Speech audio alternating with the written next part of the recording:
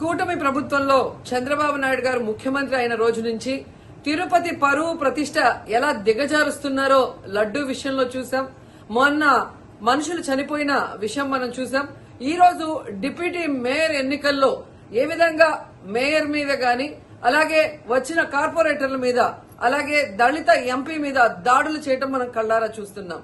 ఒకవైపు వైఎస్ఆర్సీపీ నాయకులు మాకు అవసరం లేదంటూనే చంద్రబాబు నాయుడు, లోకేష్, మరోవైపు తమ నాయకులతో ఏ విధంగా కార్పొరేట్ల మీద, బస్సు మీద, అలాగే మేయర్ మీద, ఎంపీ గారి మీద దాడి చేశారు, రాళ్లతో కొట్టారు, బూతులు తిట్టారు, కొంతమందిని కిడ్నాప్ చేసి తీసుకెళ్లటం మనం కళ్ళారా చూస్తున్నాం.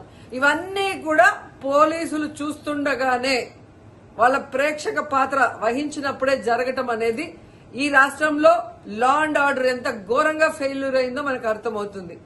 అండ్ పవన్ కళ్యాణ్ గారు, మీ ఎమ్మెల్యే, జనసేన ఎమ్మెల్యే తిరుపతిలో ఎంత దిగజారిపోయి ఈ రోజు కార్పొరేటర్ని కిడ్నాప్ చేస్తున్నారో ఒకసారి గమనించండి.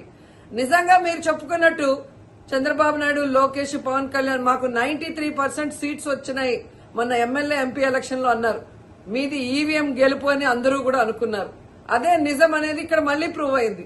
ఎందుకంటే నిజంగా ప్రజల ఓట్లతో మీరు 93% సీట్లు సంపాదించుంటే ఈ రోజు ఒక డిప్యూటీ మేయర్ పోస్ట్ కి ఇంత రాద్ధాంతం చేసి, ఈ విధంగా రౌడీజం, గుండాయిజం చేసి కిడ్నాప్ చేయాల్సిన అవసరం ఉందా అని నేను అడుగుతున్నా.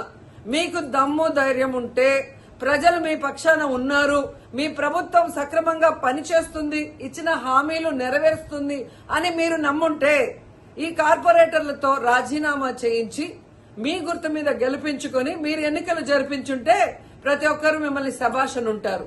కానీ ఇక్కడ జరిగే ఒక డిప్యూటీ మేయర్ ఎన్నికలకే ఈ విధంగా ఒక మహిళని చూడకుండా మేయర్ ని ఏ విధంగా హ్యూమిలేట్ చేస్తున్నారు, ఆమె మీద దాడి చేస్తున్నారు, అలాగే ఒక దళిత ఎంపీ గురుమూర్తి గారి మీద ఎలా బూతులతో తిట్టి దాడి చేస్తున్నారో టీవీలో అందరూ గమనిస్తున్నారు.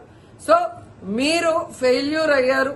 ఈ 7 నెలల కాలంలో ప్రజలు మిమ్మల్ని అసహించుకుంటున్నారన్న విషయం తెలిసి ఇలా దిగజారుడు రాజకీయాలు, రౌడీ రాజకీయాలు చేయాలనుకోవటం నిజం కాదని నేను అడుగుతున్నా. ఒకవైపు ఎలక్షన్ కమిషన్ మేము రిక్వెస్ట్ చేస్తున్నాం, ఇలాంటి కూటమి ప్రభుత్వం చేసే ఈ దారుణాలకి ఫుల్ స్టాప్ పెట్టండి. ఎవరైతే ఈరోజు దాడి చేశారు, బూతులు తిట్టారు, కిడ్నాప్ చేశారో ఆ తెలుగుదేశం, జనసేన నాయకులందరూ కూడా టీవీల్లో కనిపిస్తున్నారు.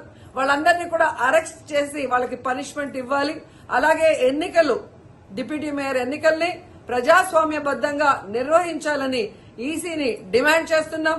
అలాగే చంద్రబాబు నాయుడు, లోకేష్, పవన్ కళ్యాణ్ కి తెలియజేసుకుంటున్నాం, మీకు ప్రజల పక్షాన నిలబడి ప్రజలకి మంచి చేశాము అన్న నమ్మకం ఉంటే, మీకోసం ఎవరైనా వస్తే వాళ్ళతో రాజీనామా చేయించి మీ పార్టీ గుర్తు మీద మీరు ఎన్నికలకి వెళ్ళండి. 3 పార్టీలు ఉన్నాయిగా, బీజేపీ, తెలుగుదేశం, జనసేన. మరి మీకు ప్రజలు ఓట్లేస్తారన్న నమ్మకం లేదా? లేదా ప్రజాబద్దంగా గెలిచిన కార్పొరేటర్లతో మీరు రిజైన్ చేయిస్తే వాళ్ళు గెలుస్తారన్న నమ్మకం లేదా అని ప్రశ్నిస్తున్నాను.